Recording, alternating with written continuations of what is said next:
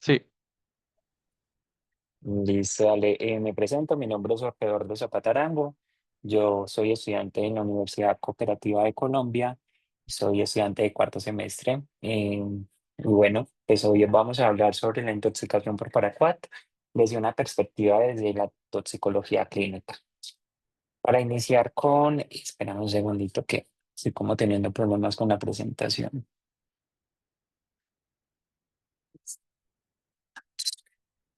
Bueno, listo.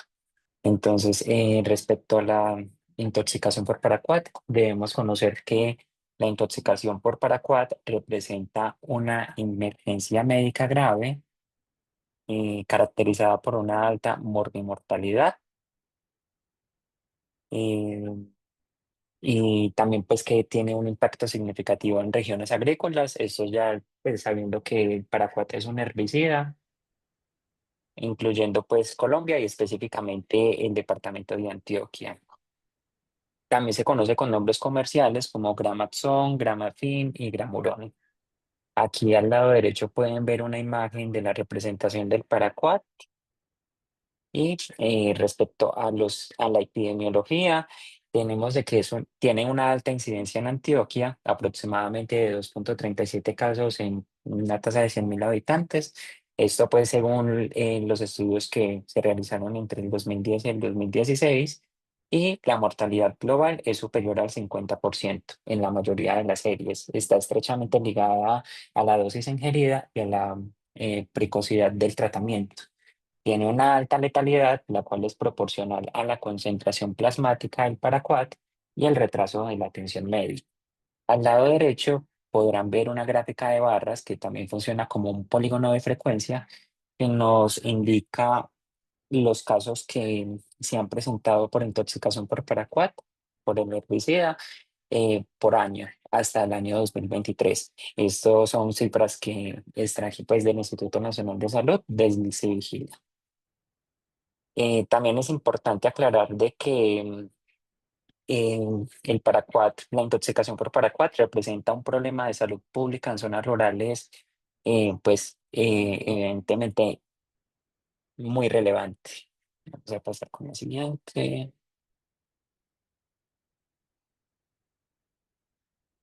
Listo.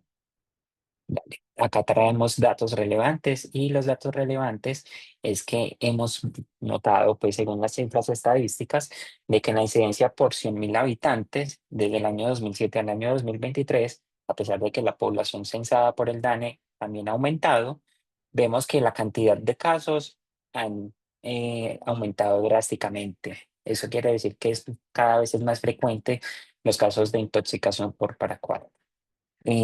Al lado derecho podrán ver unas imágenes de una tabla de caracterización sociodemográfica y de exposición según la condición final de los casos. Es decir, que estadísticamente significativamente, los hallazgos significativamente evidenciados pues, en el control del Civigila es que el grupo de edad jugó un papel crucial y aquí podrán ver las edades en las cuales se presentaron pues la mayoría de los casos. Incluso tenemos población menor de 10 años, es decir, niños, y normalmente tiende a ser de origen accidental. Va a pasar con la siguiente. Muy bien. Aquí, continuando con la tabla de caracterización sociodemográfica, tenemos de que la vía de exposición más frecuente es la vía oral, es decir, ingesta, pero también hay otras vías, como lo son la vía dérmica, la vía inhalatoria y también la vía oftálmica. El tipo de exposición, según el CIVIGILA y el Instituto Nacional de Salud, es que normalmente en la mayoría de los casos, espérame, yo miro a ver si puedo poner un punterito, en la mayoría de los casos representan una intención suicida, seguida pues de una accidental y otra ocupacional y otros. Vamos a pasar con la siguiente. Y muy bien, aquí continuando con los datos relevantes, tenemos de que efectivamente la severidad clínica en intoxicación por paraquat la podríamos clasificar en 3 grados. Estos grados van desde el grado 1, que es esa intoxicación leve, cuando la ingesta es menor de 20 miligramos por kilogramo de peso. Las manifestaciones clínicas en este estadio o en este grado tienden a ser asintomáticas o se puede presentar también lo que es vómito, diarrea y cáustico. La expectativa es una recuperación completa. En el grado 2 tenemos una intoxicación moderada severa, donde la ingesta oscila entre 20 a 40 miligramos por kilogramo de peso. Y aquí ya tenemos un paciente un poco más sintomático, el cual va a presentar cáustico, también vómito, diarrea, toxicidad sistémica y fibrosis pulmonar. Es decir, que este paciente pues debe ser diagnosticado de manera rápida para poder iniciar el abordaje terapéutico y evitar secuelas. La expectativa es una posible recuperación con secuelas, evidentemente, pero la muerte puede ocurrir en la mayoría de los casos 2 o 3 semanas después. Y en grado 3 tenemos de que la intoxicación aguda fulminante es una ingesta mayor a 40 miligramos por kilogramo de peso y en las manifestaciones clínicas tendríamos una ulceración marcada de orofaringe a falla orgánica multisistémica y la expectativa en este escenario o en este grado es que la mortalidad típicamente es en las 24 horas o en el transcurso de la semana. Sobre la dosis tóxica. Sobredosis tóxica, tenemos de que es un compuesto extremadamente tóxico, categoría 1A, y en pequeñas dosis, sean de 10 a 20 mililitros, pueden ser letales debido a los efectos que ejercen en el sistema respiratorio, hepático y renal. En general se clasifica según la cantidad de ingesta, como lo mencionamos anteriormente en la tabla de los grados, en leve, moderada y severa. Esta información se extrajo pues de una publicación del Grupo de Atención de Emergencias y Desastres, el cual realizó una guía para el manejo de urgencias toxicológicas asociadas a herbicidas. Vamos a pasar con lo siguiente y aquí tenemos las manifestaciones clínicas, donde evidentemente tenemos ya ulceraciones en vía orofaríngea acompañadas pues también de un cuadro inflamatorio. Voy a pasar con la siguiente diapositiva y vamos para la parte más relevante. Vamos a hablar de esos mecanismos fisiopatológicos que están asociados con la intoxicación por paraquat y es importante nuevamente abarcar lo que es el método LATME, que en farmacocinética y farmacodinamia también aplica en toxicocinética y toxicodinamia, que es ese proceso de liberación, absorción, distribución, metabolismo y eliminación o excreción y está mediado pues para comprender cómo este afecta el organismo de una manera sistémica y también para nosotros abordar medidas terapéuticas eficientes. Y es que en el lado izquierdo podemos ver de que tenemos el intestino, donde pues inicialmente el paraquat se absorbe en este tracto gastrointestinal después de ser ingerido y posteriormente va a pasar a circulación. Es decir, luego pasa pues al torrente sanguíneo donde se va a distribuir por todo el cuerpo, pero se concentra especialmente en los pulmones. Esto está mediado por unos receptores P de pulmón, también unos correceptores, y en esta fase inicial los tratamientos buscan evitar pues que el veneno llegue a esa célula. En la medida terapéutica número 1, que la tenemos acá, es el carbón activado, el cual se buscaría pues administrarse por vía oral para lograr atrapar la mayor parte de las moléculas del paraquat en el intestino y evitar que se absorba. Posteriormente, en lo que hablamos ya en referente a la circulación, tenemos la diálisis o la hemoperfusión, la cual se buscaría para filtrar y limpiar la sangre, eliminando el paraquat que ya haya sido absorbido. En segundo lugar, tenemos ya el ciclo tóxico dentro de la célula. Es toda la parte que pueden ver en el esquema a la derecha. En el ciclo tóxico es que una vez el paraquat representado como PQ2+, entra a la célula pulmonar o al neumocito, inicia un ciclo destructivo inagotable. Es decir, en el paso A, el paraquat, pues lo que hace es prácticamente robar un electrón de una molécula energética llamada el NADPH y posteriormente, al adquirir este electrón, se va a convertir en un radical libre inestable pues de paraquat. En el paso B, tenemos de que este radical de paraquat reacciona inmediatamente con el oxígeno, acá en el gráfico, que abunda en los pulmones y al hacerlo crea un radical superóxido, dando pues lugar al superóxido, una molécula que ya sabemos que es extremadamente dañina. Y en el paso C tenemos de que al donar ese electrón al oxígeno, el paraquat vuelve a su forma original y queda listo para repetir el ciclo una y otra vez. Lo que nos conlleva pues de que obviamente este ciclo sería como prácticamente una máquina de generar estos radicales libres, lo que va a agotar pues las reservas energéticas de la célula, es decir, ese NADPH. Posteriormente vamos a tener entonces un ciclo de estrés oxidativo y de daño celular, el cual el radical superóxido obviamente va a ser el primer villano en este caso, pero desencadena también la producción de otros o aún peores. Y el superóxido en este caso se combina con el óxido nítrico. Déjame yo lo busco por acá. Muy bien, sí. Entonces el superóxido se va a mezclar con el óxido nítrico para formar este compuesto de peroxinitrito, uno de los agentes pues más tóxicos para la célula. Este lo tenemos por listo. Entonces, luego de que se forma este peroxinitrito, uno de los agentes pues más tóxicos, los radicales libres, como el hidroxilo, también atacan todo su paso, pues todas las células a su paso, causando pues un mayor daño tisular. Ya sabemos que esto también va a activar a todo el sistema inmunológico, a través de los DAMPs. Se va a destruir claramente las membranas de las células y también el daño mitocondrial, que son pues esas centrales energéticas, llevando pues a apoptosis y muerte celular. La inflamación y el daño secundario es que evidentemente el daño inicial activa una potente respuesta inflamatoria desde la respuesta del sistema inmune innato y una respuesta inmune celular, tanto el paraquat como los radicales libres se activan el factor dentro de la célula llamado NF-κB.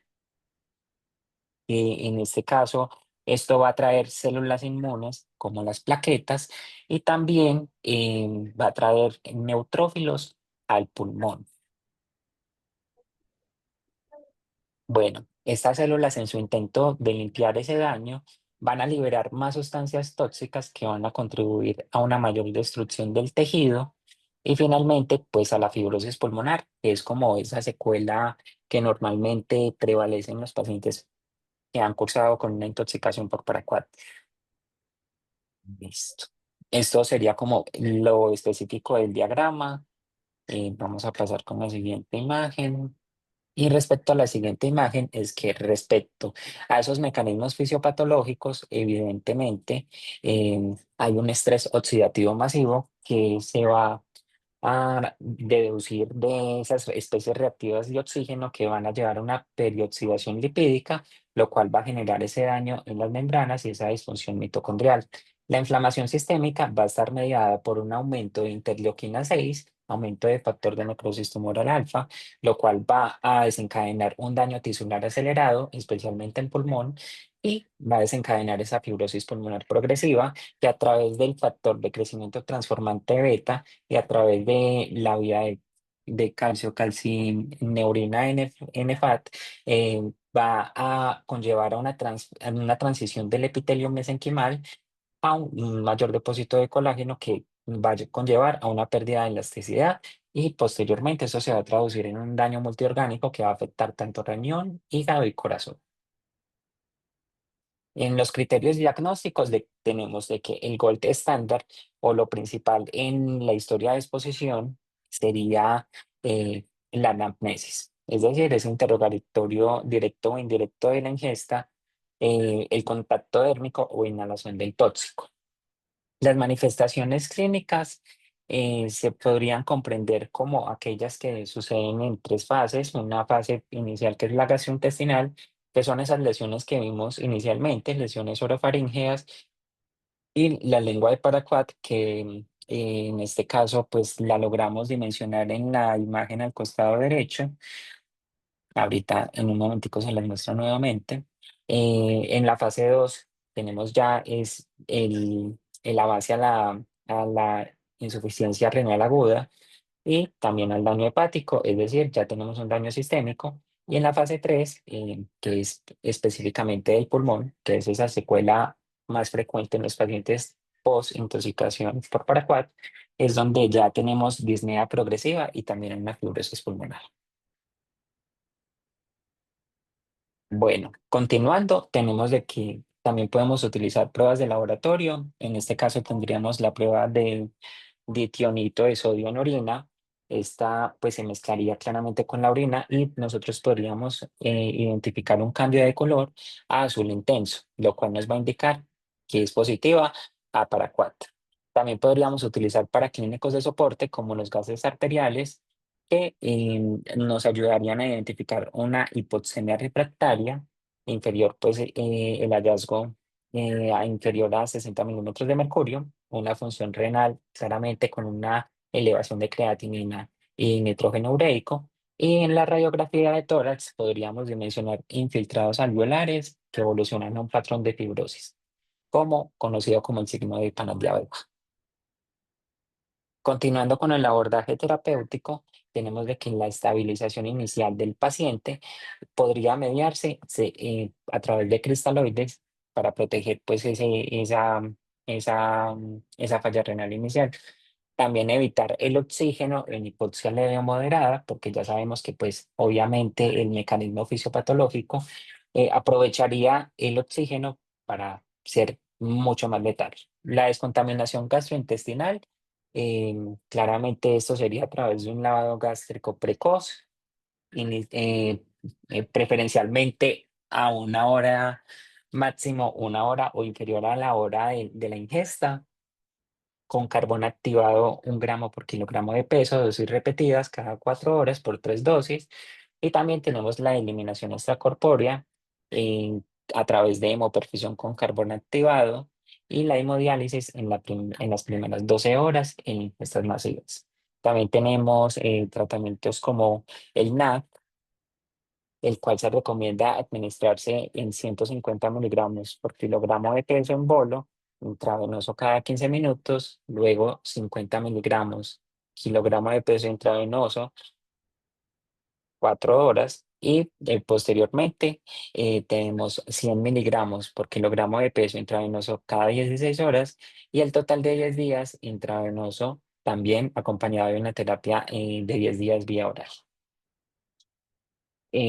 También tenemos otras terapias como el prepranolol, que eso nos va a ayudar a inhibir esta afectación al neumocito.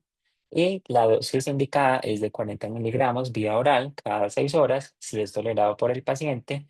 También una terapia inmunosupresora mediada por ciclofosfamida, 15 miligramos por kilogramo de peso IV cada 24 horas por 2 dosis, metilprednisolona, 15 miligramos por kilogramo de peso intravenoso cada 24 horas, de 2 a 3 dosis, y dexametasona, 5 miligramos intravenoso cada 6 horas. El seguimiento y manejo especializado claramente va a ser crucial en estos pacientes y la hospitalización en centros de alta complejidad con toxicología clínica y también con aislamiento. Y por último, tendríamos la vitamina E con 400 unidades internacionales vía oral cada 12 horas por 20 días.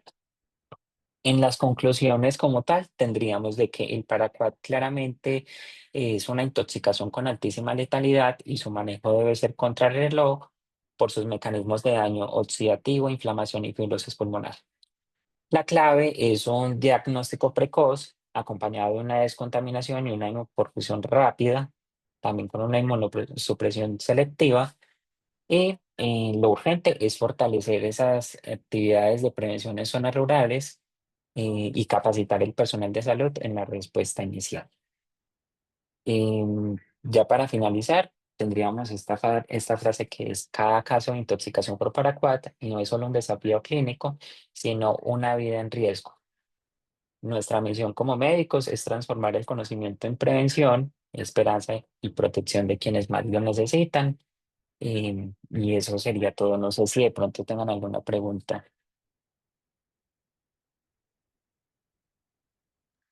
Jorge, muchas gracias por la charla. Creo que todo quedó muy claro. ¿Alguien te gustaría decir algún comentario, una pregunta?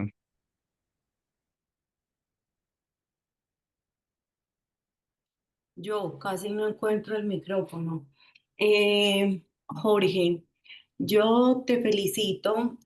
A mí me alegra mucho empezar que sea la primera charla, que nos acompañes de otra universidad. Creo que las cabezas de este seminario o de este semillero son, yo creo que cuando lo pensaron, y por eso me siento muy orgulloso de todos ellos, es como ampliar, no solo nosotros con nosotros, sino ampliar, ojalá Toxices llegue a muchas personas, inviten a gente de otras universidades, de otros semestres, porque cuando nos regalamos estos ratos, pues en último punto son los pacientes los que ganan. A mí me gustaría eh, como retomar algunas cosas y en esas algunas cosas es, ya te voy a dar la palabra, Alejo. En esas algunas cosas es el hecho de que es difícil cuando el paciente llega a urgencias uno saber si se tomó 10 mililitros, 20 mililitros, 40 mililitros. Entonces siempre lo vamos a abordar como una intoxicación eh, grave, riesgosa, entonces se la vamos a poner toda. Hay un segundo punto que quiero tocar, me lo voy a autoponer de tarea. Eh, Juanjo, ¿hay alguna manera o en el chat, hay algún chat diferente al de los coordinadores donde podamos mandar bibliografía? Doc, sí, en el chat grande pues en el del grupo, ¿o en cuál te refieres? Sí, yo te No lo voy sé. a pasar a ti para que a todos les llegue. El doctor Osorio, que es uno, David Osorio, que es uno de los urgentólogos del hospital Pablo Tobón Uribe, hace un tiempo reportó una paciente muy interesante, una paciente que teóricamente ya iba muy tarde, no había por guías mucho que ofrecerle. Sin embargo, esta paciente se le hizo una tomografía. La tomografía no tenía ningún hallazgo, no tenía vidrio esmerilado, entonces se hizo todo el tratamiento. Así que una de las cosas en que ha cambiado para Quad en el último tiempo es en la importancia de las imágenes. Sé que desde la Universidad de Antioquia, la doctora María Alejandra Montoya propuso, hizo un caso clínico, un reporte de caso muy bonito, hablando de la posible utilidad de las heparinas de bajo peso molecular, entendiendo que el paraquat es una sustancia altamente electropositiva y las heparinas son altamente electronegativas. Es una propuesta, pero creo que todavía le falta conversarlo, falta mirarlo. En este momento, yo como toxicóloga no lo haría, pero les presento el caso porque el caso me parece muy chévere. Me parece importante resaltar la importancia del tiempo, ¿cierto? De iniciar rápido la ciclofosfamida, de iniciar la metilprednisolona, porque creo que en los últimos años han cambiado, pues han cambiado todo. Entonces el paraquat y lo otro que pienso que hay que actualizar en las guías son las terapias de reemplazo renal, porque ya está claro cómo una hemoperfusión y una hemodiálisis temprana pueden cambiar, digamos, el panorama. Te doy la palabra, Alejo.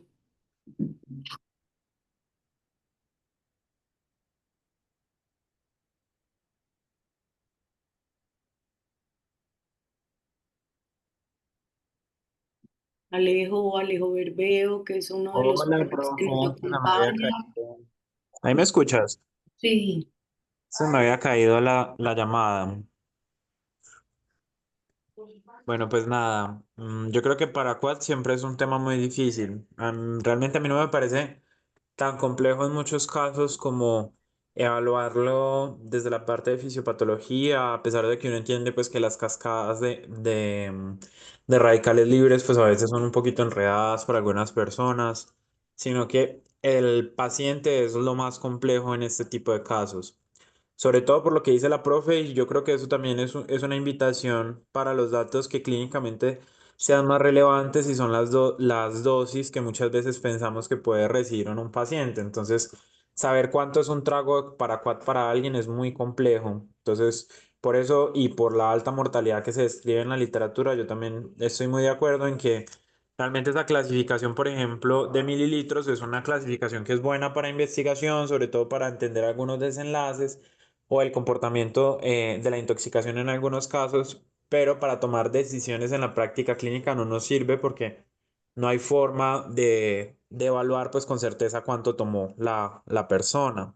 Yo creo que eso es algo esencial. Lo otro esencial es, yo tengo algunas dudas con la corte del doctor Ballesteros, que es un nefrólogo de acá del país, que tiene una corte de Paracuat donde su porcentaje de mortalidad es mucho menor a lo que usualmente se describe en la literatura, pero algo que muestra él y que siempre es importante tener presente es que las medidas extracorpóreas, o al menos la calidad de evidencia de las medidas extracorpóreas, es de las cosas más importantes. Entonces nosotros apoyamos mucho iniciando la ciclofosfamida, iniciando la metilprednisolona, pero siempre es esencial al menos tener un filtro absortivo, porque los filtros de carbono activado no siempre están. Carbón activado es de los métodos absortivos más viejitos, pero al menos un filtro de carbón activado en los lugares y llamativamente, pues a pesar de que les parezca raro, en una ciudad tan grande como Medellín nos hemos encontrado en casos en los que no tenemos filtros de carbón activado para colocarlos en los pacientes. Y parte de esto se da porque en algunos casos nos mencionan pues que esos cartuchos se pierden en los hospitales, no se utilizan, entonces no sale costo efectivo, pero es una medida o al menos de las medidas que se ha visto en los metaanálisis de tratamientos de Paraquat que podrían funcionar. La otra invitación como que les hago es siempre tener presente cuáles son los lugares más comunes donde se presentan este tipo de intoxicaciones o de brotes en los contextos de las enfermedades, para uno saber muy bien cómo cuáles son las personas que son más expertas en estos casos.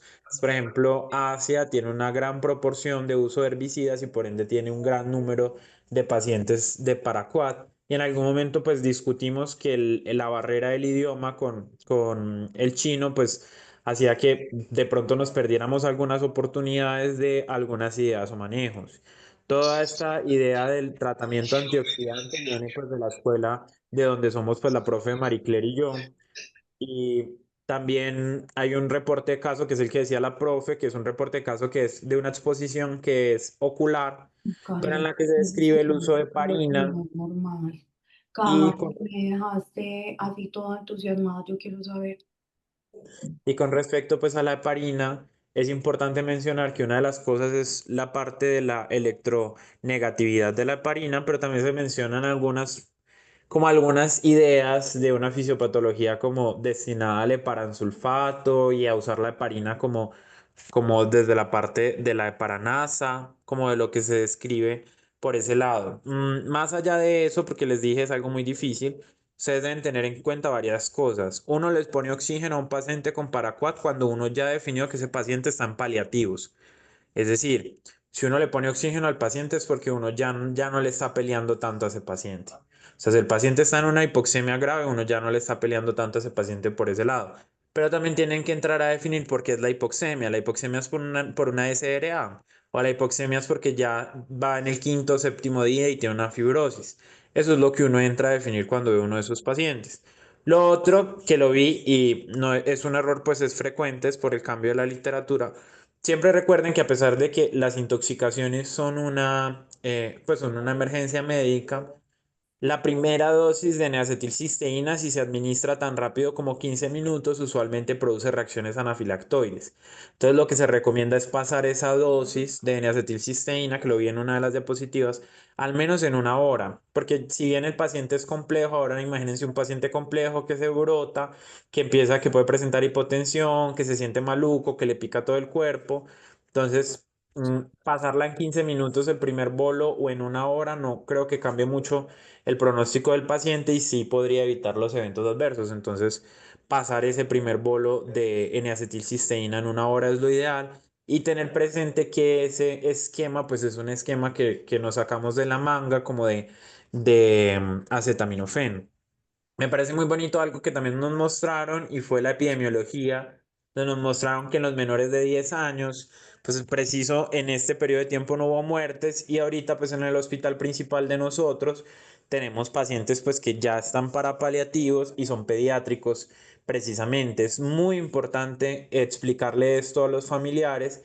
Yo creo que es importante darle esperanza a nuestros pacientes y a sus familias, pero también tener en consideración la gravedad del asunto y que en muchos casos es también valedero o es incluso empático llamar a cuidados paliativos y definir de entrada como qué tan grave o qué no puede estar el paciente.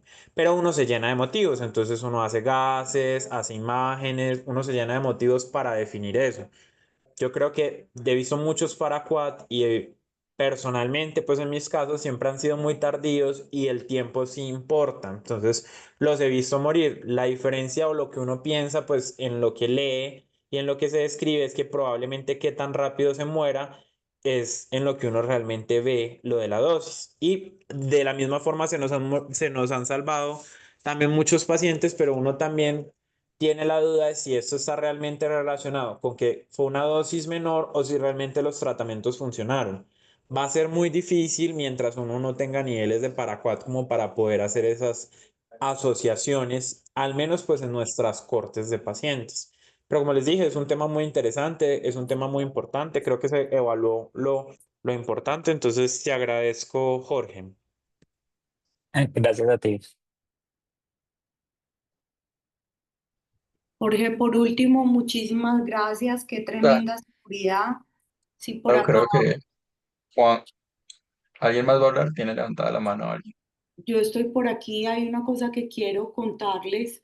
eh, mm, si hay por aquí urgentólogos, este mensaje es para ellos. Eh, yo creo que es muy importante desde urgencias escribir un poquito sobre reanimación en el paciente intoxicado, ¿cierto? Porque siempre nos han dicho que al paciente intoxicado lo reanimemos de manera prolongada, pero pónganse todos a pensar después de lo que nos enseñó Jorge, si ya tenemos un paciente renal con falla orgánica multisistémica, vamos a irnos así a la loca. Yo pensaría que no sería lo mejor para el paciente.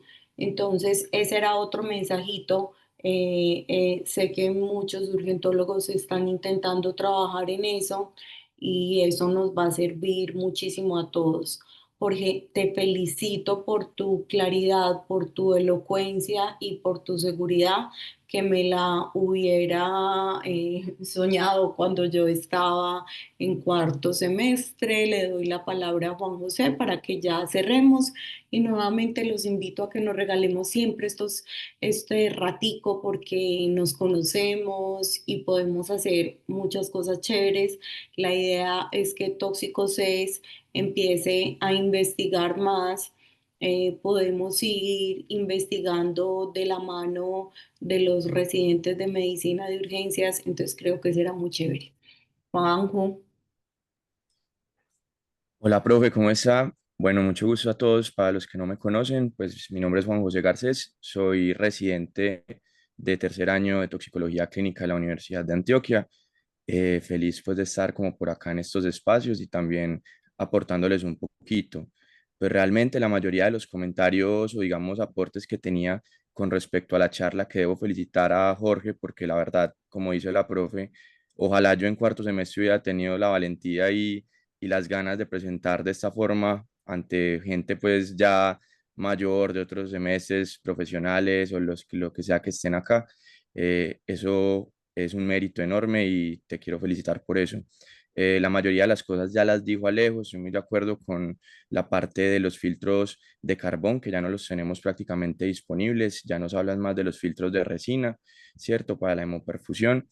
Eh, pero en general, bien, se hizo un buen enfoque general del tema y nada, para comentarles que por acá estaré también acompañándoles este semestre y cualquier cosa a la orden.